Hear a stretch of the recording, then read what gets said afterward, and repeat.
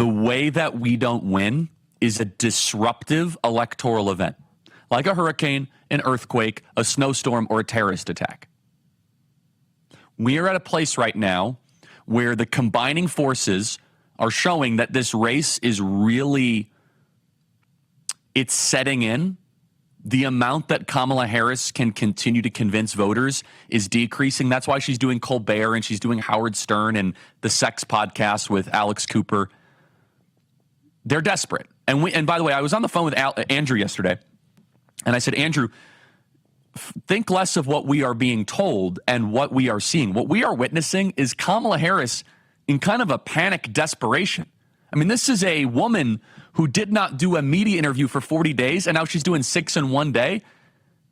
No. You're showing us that your internals are collapsing, that your internals are not where they should be. Does that mean they're 100% going to win? Of course not. It's still a 50-50 election, but it shows that all of a sudden they're seeing a turn away, and they're increasingly worried. Now, why all of a sudden? It's very simple. This was our prediction, and our prediction is beginning to come true, is that most Americans hate politics. Most Americans aren't like you guys. Most Americans hate this stuff. And around October, when ballots go out and early voting is, Americans start to wake up from their slumber and like, well, who is this woman?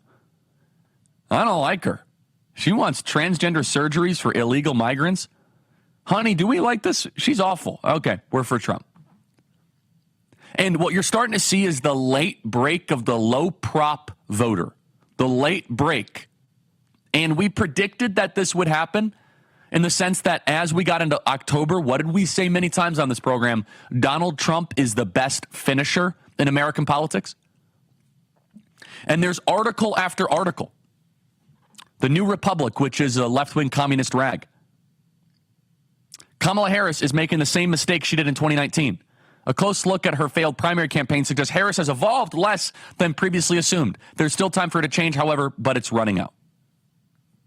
Another couple articles here which are remarkable, and I could go deep into this. I could go deep into this article, and we should at some point. Time Magazine, how Democrats lost ground on a key metric in 4 swing states. Basically, how we out-registered Democrats in Pennsylvania, in Georgia, in Nevada and Arizona. Exactly what we've been telling you. Time Magazine runs the article. Notice.com, which I don't even know what that website is. It's a paywall. It took me forever to get past it. They say, quote, it's an amazing article. It's remarkable. Kamala Harris has a numbers problem in Arizona.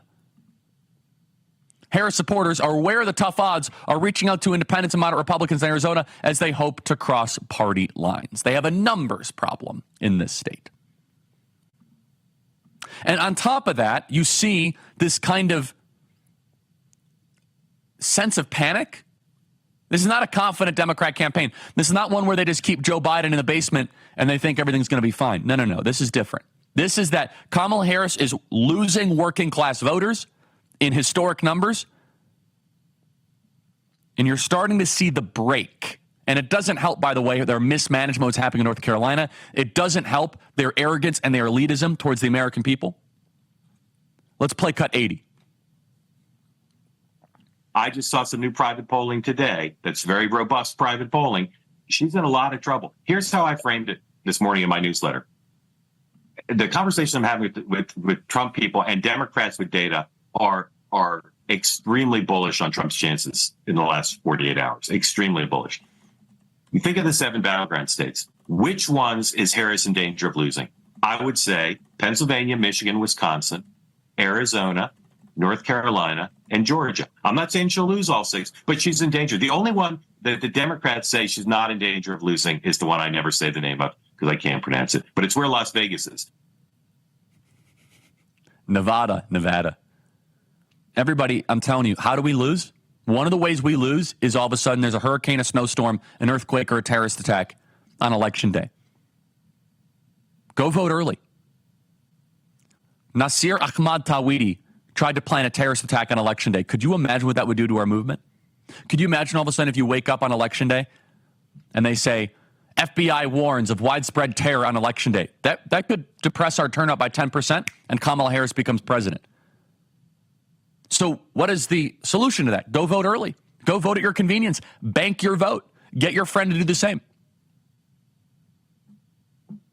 Nasir Ahmad Tawhidi is not alone. There might be dozens of other sleeper cells that want to blow up Election Day. And right now, Kamala Harris is in a state of panic. And I'll say this in closing before we take a break. You're about to see some super desperate stuff from the regime. Let me say that again. You're going to see some very, very desperate stuff from Democrats in the regime. So buckle up.